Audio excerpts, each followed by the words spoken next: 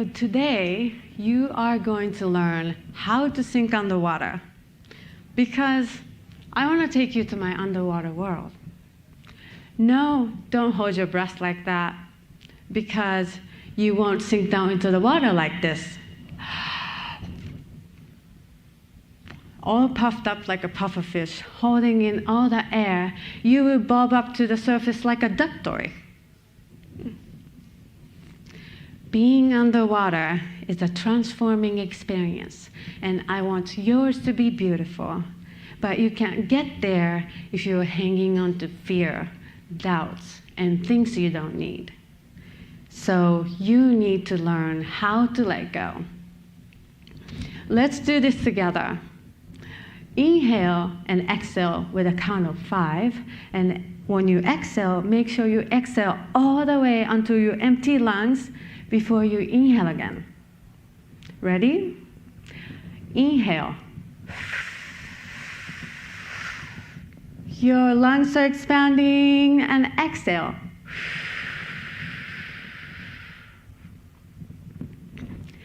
Inhale and exhale as slow as you can. Your heart rate will slow down. Everything will slow down. You are learning to let go of your breath and fear. And you are learning to trust your body and the water. Let's do this one more time. Inhale. And exhale.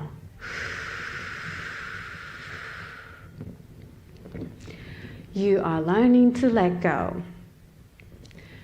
Umi wa hiroi na oki na. That means the ocean is wide, the ocean is huge in Japanese. I used to sing that song in this inflatable pool and pretended I was a mermaid. Raise your hand who wants to be a mermaid. Good, good. Merman? Good. I wanted to be a mermaid and live underwater. I was born and raised in Japan. My father took us to the ocean almost every summer right outside Tokyo. 1989, we moved to the US. One summer, we were in a terrible car accident. I was thrown out the car, sent to ICU by helicopter, fractured my entire body, and I had a major brain injury.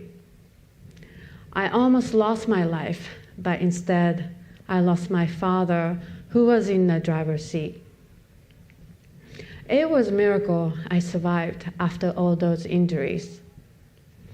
My family and friends told me that my father protected me and I am a survivor for a reason. At that time, I didn't know what it really meant, but I felt a huge pressure because I didn't want my father's death to be in vain. Years later, I discovered scuba diving and I found out that I had a talent for being underwater. Because I was good at breathing, I was in the water longer than everybody else. I felt like I belong here. I'm almost mermaid. That same year, I went to Venezuela and became a dive master. I started taking pictures of marine life. I absolutely loved the underwater world. Scuba diving and underwater photography became my passion. One day, I read that scuba diving and swimming can be alternative medicines for anxieties and depressions. I was actually struggling with my depression at that time. I could not get out from my room or talk to anyone. I felt anxious, angry, and frustrated and sad. I was not being myself. And it was getting worse day by day, and I knew I had to look for help. I saw psychologists, psychiatrists, and therapists. Nobody knew what caused my depression. I also have no family history. Maybe the chemical imbalance from my brain injury. I was on medications for over a year, and I was not feeling better at all. And I even felt worse. So I wanted to believe in these articles about scuba diving and swimming because it was my only hope to get better. And I remember when I scuba dive, all the worries and angers I can let go. It's like water sets me free. When I'm touched by water from 360 degrees, I can feel this peaceful energy swelling into my body. This is my meditation space. I can be myself and be free. Since scuba diving is not easily accessible for me, I push myself to go swimming every day.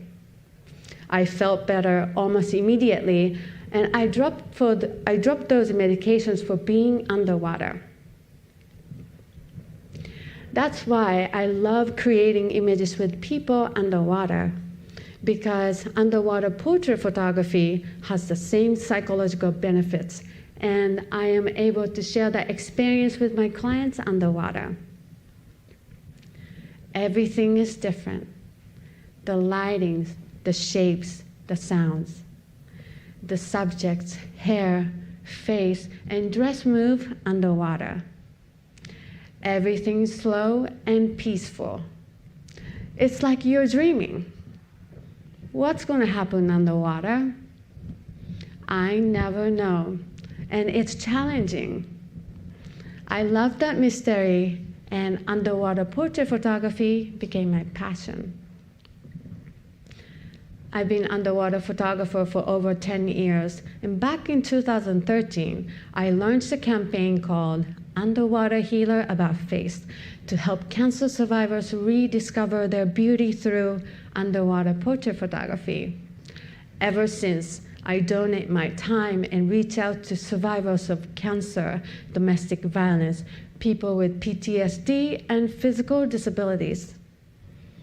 This project is so important to me because I love to see the beautiful and mysterious transformations that happen underwater. I want to give back to the community and spread this project to all over the world. I've met so many survivors who had shared the powerful stories, and I want to show you some of the subjects I've worked with. This is Erena. When she was 8 years old, she almost drowned. Ever since, she hasn't been in the water deeper than her knee level. She contacted me to do this underwater maternity photo shoot because she wanted to overcome her fear by doing this beautiful photo project. In the beginning, she was terrified. Within 20 minutes, she conquered her biggest fear, and she couldn't stop crying after the photo shoot. Facing her fear helped to release the trauma she experienced as a child. And this is her first time ever underwater selfie shot. She looks beautiful, right? I have a client who wants to stay anonymous. PTSD she experienced from the domestic abuse was much, much more difficult than dealing with breast cancer. She was in a very abusive relationship. Thanks to the police and her mother, she finally got to escape. But she was still scared of dark and being alone, and sought psychosomatic help for her PTSD. Now she's in a healthy relationship and got married, but then she was diagnosed with breast cancer. During her treatment, she told me that she went to islands. She discovered water helped the painful swelling in her body. She also said underwater, nobody judges her and she feels completely safe. This is Chelsea. When she was 17 years old, she was in a car accident. Her driver was drunk. The car crashed into a tree, and the accident damaged her spinal cord. She's in the wheelchair for the rest of her life. This was not her first time being in the water, but it was her first time completely submerging underwater. Also, it was her first time opening her eyes and smile at the same in the water. Chelsea said it was a challenging experience. She found a new courage to feel beautiful and strong. And she also said underwater, she felt the freedom for not relying on her wheelchair. This is Jared. He's an Army veteran. During his service in Afghanistan, his right arm was blown off. He has PTSD, traumatic brain injury, chronic phantom limb pain, and shrapnel still in his body. After he discovered scuba diving, he found out that underwater is the only place that he doesn't feel any pain. Ocean is his therapy, and water means peace, tranquility, and freedom. He is also a member of Dive Warriors, the organizations who helps disabled veterans with scuba diving. The day after the photo shoot with Jared, the Dive Warriors took me out to go scuba dive in Catalina Island. It meant a lot to me that I was part of their lives, even just for one day. We have different backgrounds and disabilities, but underwater, we were all equal, safe, and pain-free. I cannot wait to meet them underwater in the future again. The last survivor I want to introduce you to today is Lori, a breast cancer survivor. I'm going to play this video. Hi, my name is Laurie Ratliff. I am a breast cancer survivor. I was diagnosed almost 30 years ago with metastatic breast cancer. And doing this underwater photo shoot with Erena was pretty wonderful. It was exciting, but relaxing and fun, and she made the whole process amazing. Thank you.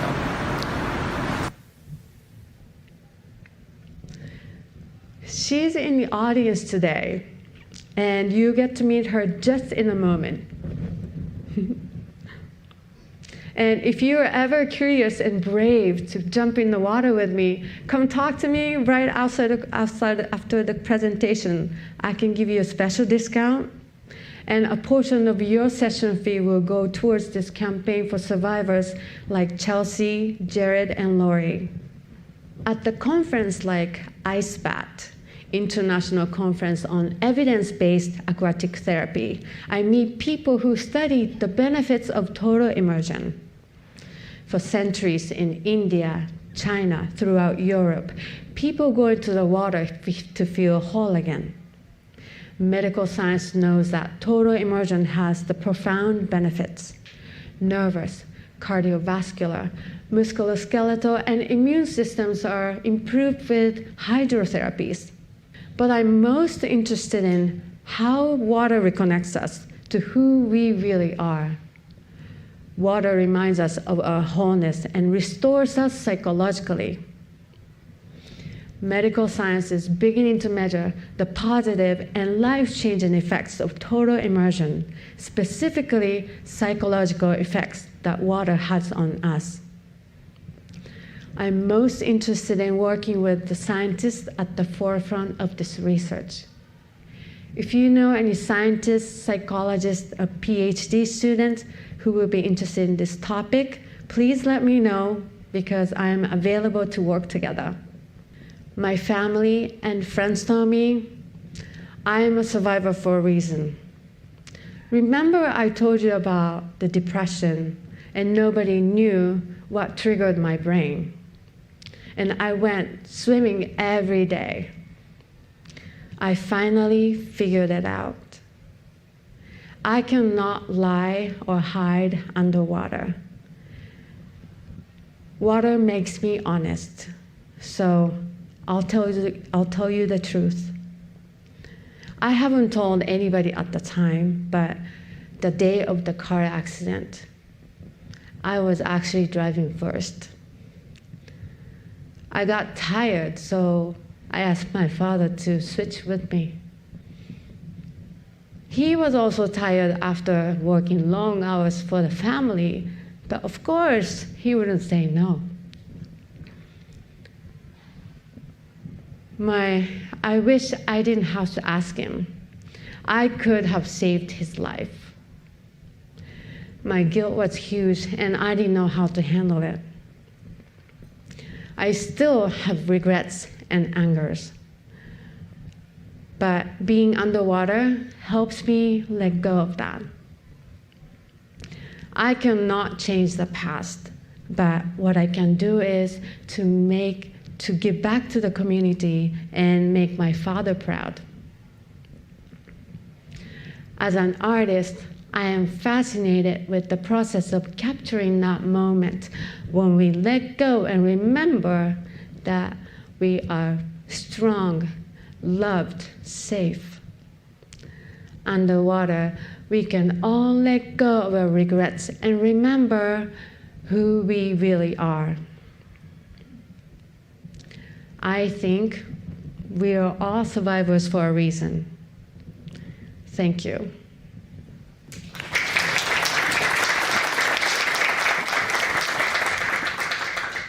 And now I can bring in Lori, and a breast cancer survivor, and we can do Q&A. Slight correction on the video that she showed. I'm actually a 20-year cancer survivor. I'd been talking with her just before that about how long I'd been married, which was almost 30 years, so that kind of slipped out. My mother died from breast cancer when I was 23.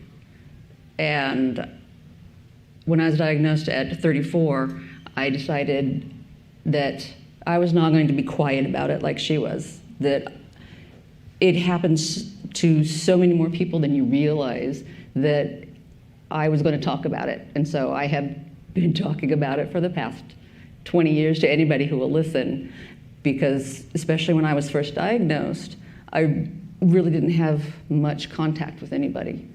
I didn't know anybody like me. And then as the internet began to grow and people began to put more things out there, I began to see images of women like me that I wished I had seen in the beginning. So there are several projects, photography projects that people have done called the SCAR Project, Grace Project. And I'd seen those pictures and just been entranced by them and realized I'm only getting older. So if I want to do something different, if I want to be brave, now's the time. And this is something that I can say that I've seen underwater photos and thought they were beautiful, but thought, oh no, not me. But then decided, yeah, me. So I Googled breast cancer, photography, portraits, whatever, and the very first thing that came up was Erena with underwater, and I said, that's it, that's what I'm going to try. And so I contacted her, and pretty quickly we set it up, and it was harder than I thought, it was easier than I thought, it was a lot more fun than I thought, and I would love to do it every month. I'd love to go back and do it. Just like she was saying, that sense of being underwater, the calmness, the support. Because over the years, treatment in cancer can take a lot of toll on your body. There's a lot of collateral damage. So for the past 15 years, I've dealt with some really serious chronic pain issues and mobility. And way long ago, I used to be a dancer, and I don't get to do that anymore. And what I discovered is going underwater, I can feel like I can dance again. Yeah, and looking at her toes, pointy toes, she's a dancer. It's beautiful underwater. Lori, would you mind telling us a little bit more about what the experience was like the first time you got into the water? I'm really curious about what that was like, what it was like being photographed underwater for the first time. When we started the session, I actually had a dress on. I was unsure if I wanted to do a unclothed session. That scared me a lot. And obviously, I've had a bilateral mastectomy. I chose not to have reconstruction. And when I talked to Erena about it, she asked me if I would be doing it topless, and I was saying, I'm really not sure. And she encouraged me by saying that it can help other women to see somebody like them if I did feel comfortable enough doing it. And that is exactly what I wished I had had. And so that kind of tipped the scales. But I started in a dress because I was nervous. And it feels very strange to get in the water fully clothed. But it was a warm pool, and going underwater, you can be very surprised how buoyant you are. So I would think I would sink, but I would just pop right back up. And so what she was talking about, releasing all of the air, was a challenge to do that and feel like I'm not going to run out of air underwater. But the more you did it, the more you realized that it made it easier to stay relaxed underwater, to let that all out, and you can sink and really just relax. So that was surprising and a little bit of a struggle to remember that and try not to make my face do the fish and, open your eyes and, there's fabric, and struggling with that. But once I kind of calmed down about the whole thing, it just became easy because of the water made everything fluid and movable. Yeah, and the water temperature helps a lot, because this pool was indoor heated and 92 degrees, and you almost don't want to come out from the water. Yeah. And I've worked with so many different temperatures of the pool, and the cold one, they cannot smile. You just go, the shoulders are up and you're cramped, and you try to smile with it, and it's just not natural. So the temperature, I always ask whenever I look for a pool, it needs to be in a certain number. And this one was really easy. Erena, you mentioned a little bit about survivor's guilt, and I think that's becoming more of a topic that we talk about, but I thought it'd be interesting to hear from both of you, even your perspectives on that guilt that we feel when we lose a loved one. First, I didn't realize that was my that was causing my depression, and also it was like it was hard for me to accept his death to begin with, and also I was trying to ignore my problem. So when I started to face that, this was my major problem that I am not accepting and letting it go. And that medications, I relied on the medications, but it was not working for me. And I was searching and searching for the better result. And then I started to find out all the other articles about scuba diving and swimming. And scuba diving is my favorite sport, and I can say it was my first hobby. So that's why I'm still diving since then. And I cannot do that in San Francisco. It's so cold. And then you can't not see anything. Maybe Monterey when it's really great. Is there anybody scuba divers here? Yes. But I highly recommend learning scuba diving, whether here or the diving destinations, because you feel so free. Just like when I told you guys about Jared. He's an Army veteran with disabilities, and the water is the only place that he doesn't feel any pain. And I don't have the physical pain like that, but I certainly feel so much relieved from the stress, or same thing as going into the water or the hot tub. You guys go to hot tub. like a spa and hot tub. In Asia, I grew up in Japan, so almost every night we go into the baths, and like my father, I remembered he take a bath and to release all stress from that day, like long hours, and I really believe that the water really helps me, so I could drop those medications. And then I'm still swimming every day, almost every day. So it is the way to heal, to heal my survivor guilt. Survivor's guilt is something that crept up on me. In the beginning, especially since I was diagnosed metastatic, which means that the cancer had already spread to my bones, and my life expectancy was actually statistically not that long. So every year that I went on, it was great that, I'm still here, yay. But as more time went on, and I would talk to other cancer people who have been diagnosed, and I would say, hey, I've been here, 10 years, 15 years. It felt good because I felt like I could give them hope to say, see, sometimes people do survive longer than they say you will. But then it got to a certain point where I was afraid I was giving people false hope. And so many people that I had met and heard about or just talked to had passed away. And I hadn't. And there's no explanation for it. So I started to not want to talk about it and not want to tell people how long I'd been a survivor. Because you get that question of, why me? Why me? Why me? Why me?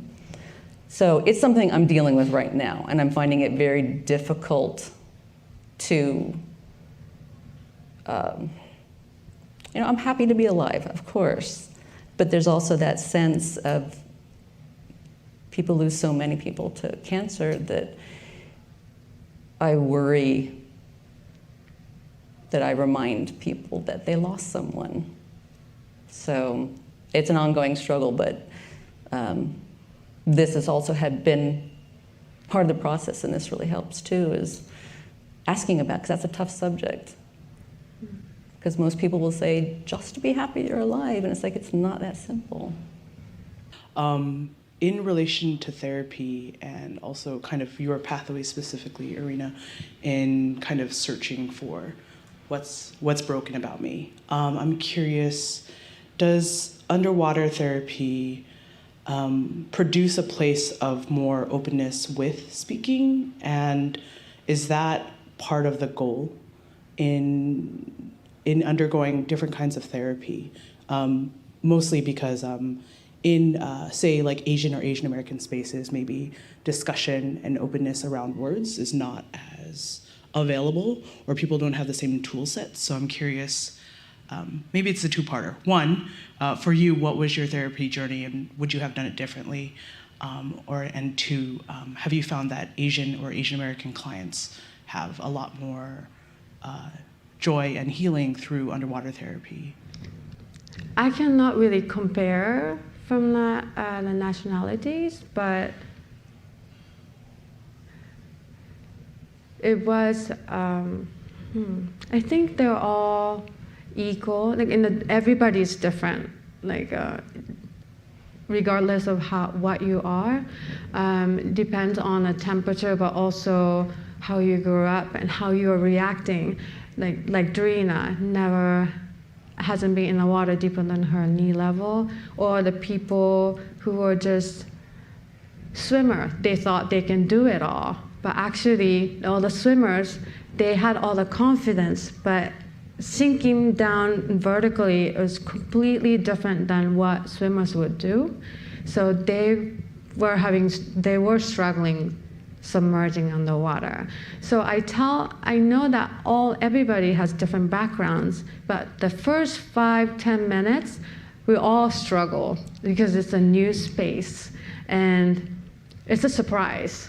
Because in a picture like this, you think you can do this, right? You can do it. And it looks so easy. But actually, when you are in the water and sink down, it depends on the muscle mass too. The muscle is heavy, like weight, so you can sink more. But sometimes you can't. So the first 5-10 minutes is a struggle for everybody to adjust in a different world. And then after the 10 minutes, everybody has the similar transformative experience, and everybody has the different types of transformation. And my goal is to see them smile after the photo sessions, or see them when I show them the preview photos from my camera. I want them to laugh. That's my goal. Because laughing is really important for our lives. Even just to watch movies and laugh. And the laughing is, these days we're so busy, we're not even having your own time. And being underwater, I am providing you a space for you to have fun and free. She's asking about your therapy journey and looking back, if you would have done anything differently.